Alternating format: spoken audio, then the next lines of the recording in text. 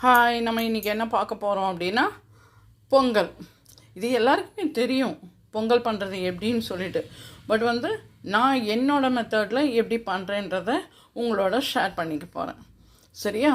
இப்போ நான் பச்சரிசி இந்த டம்ளரில் எடுத்திருக்கேன். சின்ன டம்ளர் தான், அதில் ஒரு டம்ளர் எடுத்திருக்கேன். இதில் நான் என்ன பண்ணுவேன், நிறைய பேர் ஈக்குவல் ப்ரப்போர்ஷன் போடுவோம். எப்படின்னா, ஒரு டம்ளர் பச்சரிசினா ஒரு டம்ளர் பைத்தம்பருப்பு, அதாவது சிறுபருப்பு. நான் அப்படி போட மாட்டேன். ஒரு டம்ளர் பச்சரிசி அப்படின்னா இவ்வளோண்டு தான், கொஞ்சமாக இவ்வளோ தான் பைத்தம்பருப்பை போடுவேன். பார்த்திங்கன்னா இந்த பொங்கல் நீங்கள் செஞ்சு பாருங்கள், ரொம்ப என்டையர்லி கொஞ்சம் டிஃப்ரெண்ட்டாகவே இருக்கும். இல்லைனா இது அதே பைத்தம்பருப்பு அதே அரிசி வேறு மெத்தடுன்னு சொல்கிறாங்களேன்னு பார்க்காதீங்க. பட் இந்த ப்ரப்போர்ஷனில் நீங்கள் செஞ்சு பாருங்கள், ரொம்ப ஃபேன்டாஸ்டிக்காக இருக்கும் நம்மளோட பொங்கல். நான் போடுற ப்ரப்போர்ஷனே வேறு. இதுதான், இதில் ஒரு டம்ளர் கொஞ்சமாக 1/4 டம்ளருக்கு கீழே தான் பைத்தம்பருப்பு. இது ரெண்டுத்தையும் வாஷ் பண்ணி ஒன்றா போட்டுருவேன். போடும்போது இதில் பெருங்காயத்தையும் போட்டு அப்படியே வேக வச்சுருவேன். அது ரொம்ப அந்த ஃப்ளேவர் எல்லா அந்த அரிசி பருப்பு எல்லாத்துலேயுமே மிங்கிள் ஆகும். சில பேர் என்ன பண்ணுவாங்கன்னா, லாஸ்ட்டு தாளிக்கும் போது அந்த பெருங்காயத்தை போடும்போது அது வேறு மாதிரி இருக்கும். இதை நீங்கள் அப்படியே போட்டு நீங்கள் குக் பண்ணி பாருங்களேன், செம்மையாக டேஸ்ட்டாக இருக்கும். நான் சொல்லக்கூடாது, நீங்கள் செஞ்சு பாருங்கள். வாங்க, இதை வாஷ் பண்ணிவிட்டு என்ன பண்ணலான்னு நான் சொல்கிறேன். இதுதான் இப்போ வாஷ் பண்ணி எடுத்துன்னு வந்தது இந்த பாத்திரத்தில் போட்டுட்டேன். நம்ம எப்படி இருந்தாலும் பொங்கல் போது பொங்கல் பானையில் பண்ணுவோம். ஆனால் நான் இன்றைக்கி இதில் செஞ்சு காமிக்கிறேன். இதையே கூட நீங்கள் அதில் ஃபாலோ பண்ணிக்கலாம். பொங்கல் போது நீங்கள் கொஞ்சமாக பால் விட்டிங்கன்னா கொஞ்சம் நல்லாயிருக்கும். பால் பொங்கணும் அப்படின்றதால இதுக்கு நம்ம விட வேணாம்.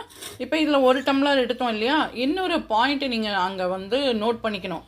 என்ன அப்படின்னா, பழைய அரிசியாக இருந்தால் தண்ணி நிறைய தேவைப்படும். புது அரிசியாக இருந்ததுன்னா தண்ணி தேவைப்படாது. அதால் நீங்கள் அரிசியும் பார்த்துட்டு தான் நீங்கள் தண்ணியை விடணும். எல்லா அரிசியும் ஒரே மாதிரியே இருக்காது. அதால் வாங்கும்போது புது அரிசியாக பழைய அரிசியான்னு பார்த்து வாங்கிக்கோங்க. வீட்டில் நம்ம வாங்கி வச்சுருக்க அரிசி ரொம்ப நாள் ஆக ஆக அந்த அரிசியை நல்லா பழகிடும். பழகும் போது அதுக்கு தண்ணி நிறைய தேவைப்படும். இப்போ இப்போது புதுசாக வர அரிசியை நீங்கள் வாங்கினீங்கன்னா அரிசி சீக்கிரமே குழஞ்சிரும். அதால் அரிசியை பார்த்துக்கோங்க. அதுதான் அங்கே ப்ரப்போர்ஷன். நான் சொன்னது அப்படின்னா கொஞ்சம் பழகின அரிசி, அதாவது பழைய அரிசி. அதால் நான் கொஞ்சம் தண்ணி எக்ஸ்ட்ராவாக விடுவேன். இப்போ புது அரிசியாக இருந்தால் நீங்கள் தண்ணியை கம்மியாக விட்டுக்கணும். இதை பொங்கல் செய்கிற எல்லாருமே கவனித்து செய்யணும். சரியா? அதுதான் அந்த பக்குவமே. அதுதான் அந்த அரிசி தான், என்ன அரிசி அப்படின்றது தான்.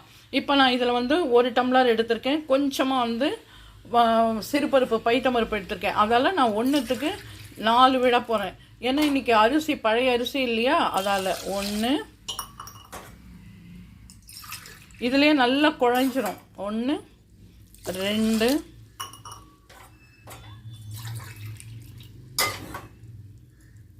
3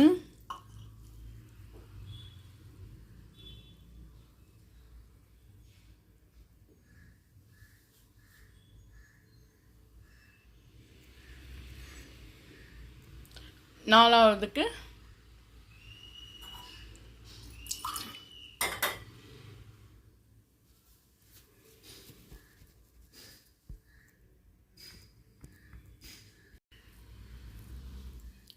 4வது டம்ளர் தண்ணி. சரி, அப்போ என்ன இன்னும் கொஞ்சம் எக்ஸ்ட்ரா, ஏன்னா இது பழைய அரிசி அப்படின்றதில் கொஞ்சம் தண்ணி நம்ம இதுலேயே நான் பெருங்காயமும் போட்டுறப்போம். சரியா? இந்த பெருங்காயம் போடும்போது நான் அதான் சொல்லிட்டேன் ஏற்கனவே, இந்த அரிசி பருப்பில் எல்லாத்துலேயுமே நல்லா சேர்ந்து வேகும் போது ரொம்ப வாசனை அருமையாக இருக்கும். இதுக்கு தூள் பெருங்காயம் போடாதீங்க. கட்டி பெருங்காயத்தையே அப்படியே தட்டிட்டு கூட நல்லா இது உள்ளே போடும்போது நல்லா இதுவாகிடும். சரியா? சில பேர் இதில் மஞ்சப்பொடி போடுவா, சில பேர் பச்சை மிளகாய் நெருக்கி போடுவா. ஆனால் அதெல்லாம் இந்த பொங்கல் டைமில் நம்மளுக்கு வேண்டாம். மஞ்சள் வேணுன்னா போட்டுக்கலாம். நான் இன்றைக்கி மஞ்சள் போடாமல் அப்படியே தான் பண்ண போகிறேன். வாங்க, அவ்வளோதான். இது அடுப்பை பற்ற வச்சுட்டு இதை வைக்கலாம். கொஞ்சம் நேரம் இது ஓப்பனில் கொதிக்கட்டும். எப்போவுமே நீங்கள் பொங்கல் பண்ணும்போது கூட நம்ம பொங்கல் பானையில் வைக்கும் போது ஓப்பனில் தானே பண்ணோம். அதே மாதிரி இது கொஞ்சம் நேரம் நல்லா கொதிக்கட்டும். கொதித்த உடனே அதுக்கப்புறம் நம்ம லிட்டை போட்டு மூடிடலாம். நல்லா வெந்துடும். இப்போ இந்த பக்கம் தண்ணிலாம் விட்டுட்டு அந்த அரிசி பருப்பில் தண்ணி விட்டு அப்படியே வச்சுருக்கோம். கொஞ்சம் நேரம் வந்து ஓப்பன்லேயே நல்லா கொதிக்கட்டும். அதுக்கப்புறம் கொதிச்சோன்னே மூடியை போட்டு மூடிடலாம். இப்போ தாளிப்புக்கு என்னென்ன வேணும் அப்படின்றத நம்ம பார்க்கலாம். இதில் ஒரு ட்ராப் நெய்யை விட்டிங்கன்னா ஃப்ளேவர் இன்னும் நல்லாயிருக்கும். இப்போ கொஞ்சம் நெய்யும் இதெல்லாம் நான் வந்து விட போகிறேன். இப்போ இதில் கொஞ்சம் நெய்யை விட்டுட்டேன். நல்லா கொதிக்கட்டும். கொதிச்சோன்னே மூடி போட்டுட்டு இது ரெடி ஆனோடனே இதுக்கு என்னென்ன தேவை, இதுக்கு தாளிக்கிறதுக்கு என்னென்னா மிளகு, ஜீரகம், கருவேப்பிலை, இஞ்சி, இதுதான் இதுக்கு மெயினாக தேவை. இது நல்லா வெந்தவுடனே உப்பு கடைசியில் நம்ம போட்டுக்கலாம். இப்போ உப்பு போட்டால் வேகாது, அதால் அது அப்படியே இருக்கட்டும். அதுக்குள்ளே நம்ம இந்த பக்கம் தாளிப்புக்கு ரெடி பண்ணிடலாம். சரியா? வாங்க இந்த மூடிலாம் போட்டு வச்சுட்டேன். வெந்தெடுத்தா பார்த்துடலாம். சூப்பராக குழஞ்சிருக்கு பாருங்கள். நல்லா இந்த பார்த்திங்களா எப்படி பந்து மாதிரி திரண்டு வருது பார்த்திங்களா, அதுதான். நல்லா வெந்தெடுத்து பாருங்கள். ஒட்டவே ஒட்டலை, ரொம்ப நல்லா வந்திருக்கு இந்த கண்டெய்னரில். இப்போ தேவையான அளவு நம்ம உப்பு போட்டுக்கலாம். இந்த பொங்கலுக்கு என்ன தேவையோ அந்த அளவுக்கு உப்பு, அவ்வளோதான். போட்டுட்டு கொஞ்சம் நேரம் அப்படியே மூடி வச்சிடலாம். லாஸ்ட்டாக கலந்துக்கலாம். இந்த பக்கம் வந்து பார்த்திங்கன்னா பொங்கலுக்கு தாளிக்கிறதுக்கு ரெடி ஆகிடுது. இதில் நம்ம என்ன போட போகிறோம் அப்படின்னா, முதல்ல ஜீரகம். இதில் நான் வந்து எப்போவுமே கொஞ்சம் நெய்யும் எண்ணெயும் மிக்ஸ் பண்ணி தான் போடுவேன். ஃபுல்லாக நெய்யே போட மாட்டேன். அது எதுக்குன்றதையும் சொல்லிடுறேன். நெக்ஸ்ட் வந்து இஞ்சி, பொடி பொடியாக நெருக்கி வச்சுருக்க இஞ்சி. நெக்ஸ்ட் வந்து மிளகு. ஏன்னா பொங்கல் சாப்பிடும்போது சில பேருக்கு ஜீரணமாகாத ஒரு ஃபீலிங் இருக்கும். அதுக்கெல்லாம் தான் இந்த சீரகம் நம்ம போடுறோம். அதுக்கப்புறம் வந்து கருவேப்பிலை, அதுக்கப்புறம் தேவையான அளவு முந்திரி போட்டிங்கன்னு வச்சுக்கோங்க, நல்லாயிருக்கும். நம்ம வந்து நான் சொன்னேன் இல்லையா, நெய்யும் எண்ணெயும் மிக்ஸ் பண்ணுறேன் அப்படின்னு சொல்லிட்டு. எதுக்கு அப்படின்னா, நம்ம ஃபுல்லாக நெய்யே விட்டோம்னா அந்த பொங்கல் வந்து இறுகி போயிடும், அப்புறம் திருப்பி கெட்டி ஆகிடும். அதால் கெட்டி ஆகாமல் இருக்கிறதுக்கு தான் நம்ம கொஞ்சம் வந்து எண்ணெயை மிக்ஸ் பண்ணுறோம். லாஸ்ட்டாக நம்ம எல்லாத்தையும் போட்டு கலர்றோம் தெரியுமா. கலரி முடித்தோடனே நீங்கள் கொஞ்சமாக நீங்கள் வந்து நெய்யை சேர்க்கும் போது நெய்யோட அளவு உங்களுக்கு வந்து கம்மியாகும். அவ்வளோதான். இதில் தாளிக்கும் போது நம்ம மிளகு போட்டிருக்கோம் இல்லையா, அது வெடிக்கும். அதனால் கொஞ்சம் தள்ளி நின்று பார்த்துக்கோங்க. குழந்தைங்கள்லாம் பக்கத்தில் நிற்க வைக்க வேண்டாம். இப்போ இது வந்து ரெடி ஆகிடுது பொங்கல். வாங்க கலரிடுவோம். அது பாருங்கள், செம்மையாக நல்லா குழஞ்சி போயிருக்கு.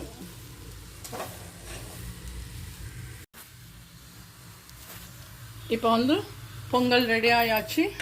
உப்பையும் நம்ம போட்டு மூடி வச்சிருந்தோம் இல்லையா, அதையும் போட்டு நம்ம மிக்ஸ் பண்ணிட்டோம். அதுக்கப்புறம் நம்ம வச்சுருக்கோம் இல்லையா மிளகு, ஜீரகம், இஞ்சி, முந்திரி எல்லாத்தையும் இதில் தூக்கி நம்ம கொட்டிடுறோம்.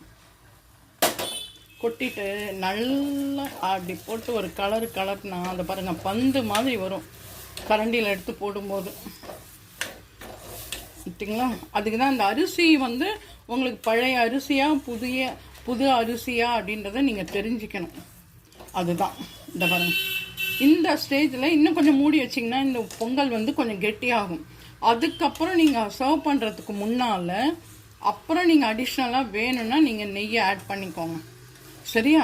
முதல்லையே நீங்கள் நெய் விட்டிங்கன்னா எல்லாமே இழுத்துன்றோம். இந்த அரிசியும் பருப்பும் எல்லாமே இழுத்துக்கும். அதால் இதை அப்படியே மூடி நம்ம கொஞ்சம் நேரம் வச்சிடலாம்.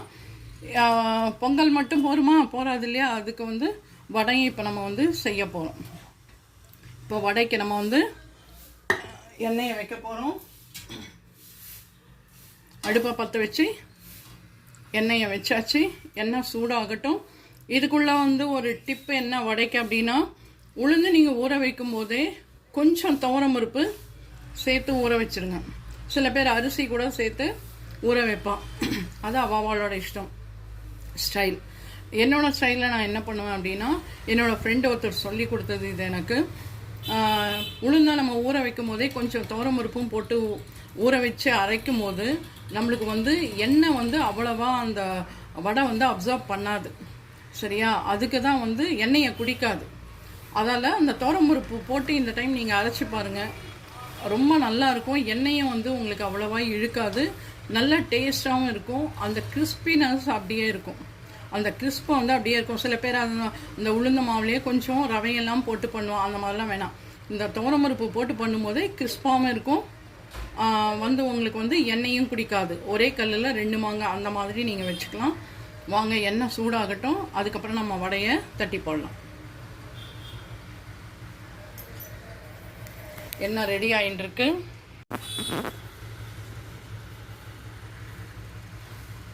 இப்போ எண்ணெய் வச்சு காஞ்சாச்சு.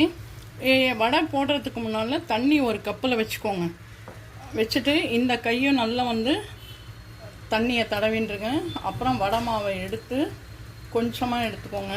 எடுத்துகிட்டு இப்படி கையில் போட்டு நல்லா லேசாக இப்படி தட்டி ஒரு ஓட்டை போட்டு அதுக்கப்புறம் இப்படி நம்ம போடணும். ஹை ஃப்ளேமில் மட்டும் வச்சிடாதீங்க. கம்மியாக தீ வந்து கம்மியில் இருக்கணும். நீங்கள் அதிகமாக வச்சிங்கன்னா வெளியில் மட்டும் வந்து நல்ல இதுவாகிடும், கலர் வந்துடும், உள்ளே வந்து வேகாது. நெக்ஸ்ட் அதே மாதிரி தான்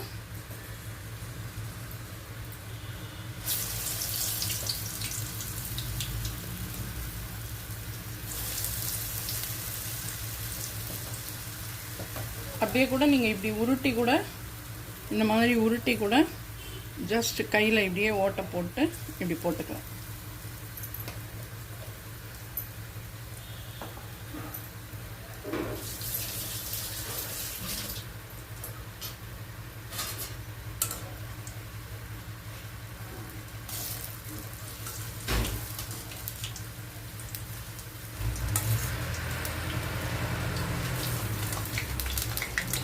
உடனே திருப்ப வேண்டாம், கொஞ்ச நேரம் கழித்து திருப்பி விடணும்.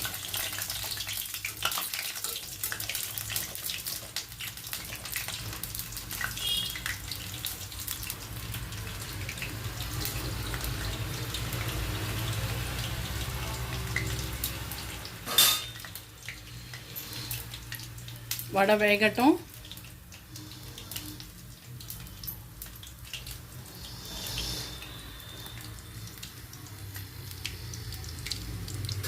வடை வெந்துட்டுருக்கு. வெள்ளமாக திருப்பி போட்டுக்கலாம், அவசரமே வேண்டாம். ஒன்றோட ஒன்று ஒட்டாமல் பார்த்துக்கோங்க.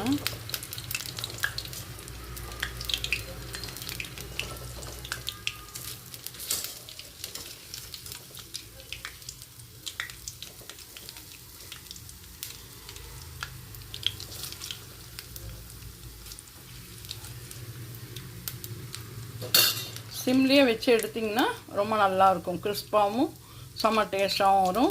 வாங்க இதை எடுத்துகிட்டு பார்க்குறோம். இப்போ வாங்க இதை பாருங்கள், பொங்கல் சுட சுட ரெடியாக இருக்குது. பார்த்திங்களா, நான் சொன்ன பார்த்திங்களா, இறுகிடும். இது ஃபஸ்ட்டு நீங்கள் எடுக்கும்போது ரொம்ப தளர்ந்து போன மாதிரி இருக்கும். ஆனால் லாஸ்ட்டு நீங்கள் எடுக்கும்போது அப்படியே அந்த தண்ணிலாம் போட்டு நல்லா இறுகிடும். நெய்யும் போட்டிருக்கிறதால இறுகிடும். இப்போ இந்த டைமில் தான் நம்ம என்ன பண்ணணும், இன்னும் கொஞ்சமாக நெய்யை போட்டோம்னா அந்த ஃப்ளேவர் வந்து உங்களுக்கு அப்படியே இருக்கும். இப்போ போட்டு இப்போ நம்ம சாப்பிட போகிறோம் இல்லையா, அதால் இந்த டைமில் நல்லா போட்டு மிக்ஸ் பண்ணிடணும். நல்லா போட்டு நீங்கள் மிக்ஸ் பண்ணும்போது நல்லா இலகிடும். ஏன்னா இந்த சூடில் இப்போ திருப்பி நம்ம நெய் விட்டுருக்கோம் இல்லையா, நல்லா இலகிட்டு உங்களுக்கு பொங்கல் நல்லா எடுக்க வரும். இப்போது பொங்கல் தயார், உளுந்த வடை தயார், சட்னி தயார். இந்த பொங்கலுக்கு நீங்களும் இதே மாதிரி வெண்பொங்கல் செஞ்சு பாருங்கள், வடை செஞ்சு பாருங்கள். இந்த எப்படி ஈஸியான டிப்ஸ்லாம் என்னன்றதை எனக்கு தெரிஞ்சதை நான் உங்களோட ஷேர் பண்ணியிருக்கேன். இந்த தடவை செஞ்சு பாருங்கள். செஞ்சு பார்த்து சாப்பிட்டுட்டு எப்படி இருக்குன்னு சொல்லி லைக் பண்ணுங்கள், ஷேர் பண்ணுங்கள், கமெண்ட் பண்ணுங்கள். மறக்காமல் நம்மளோட channel Padma's all in all சேனலை சப்ஸ்கிரைப் பண்ணுங்கள். பாய், டேக் கேர், தேங்க்யூ. வாங்க இதை எப்படி சர்வ் பண்ணுறதுன்னு லாஸ்ட் ஃபினிஷிங் பார்த்துடலாம். இப்போ வாங்க சர்வ் பண்ணலாம். ஒரு குழி கரண்டி எடுத்து அப்படியே எடுத்து இப்படி நீங்கள் போட்டிங்கன்னா இந்த கன்சிஸ்டன்சி எப்படி இருக்குது பார்த்தீங்களா, அப்படியே அந்த குழி கரண்டியோட அப்படியே பொங்கல் வந்து விழுந்திருக்கு, நல்லா வெந்திருக்கு. அடுத்தது வடை போட்டாச்சு, அடுத்தது சட்னி அப்படியே அது மேலே போட்டு அப்படி சாப்பிடும்போது ரொம்ப நல்லாயிருக்கும். நீங்களும் இதே மாதிரி செஞ்சு பாருங்கள், சாப்பிட்டு பாருங்கள். ஓகேவா? பாய்.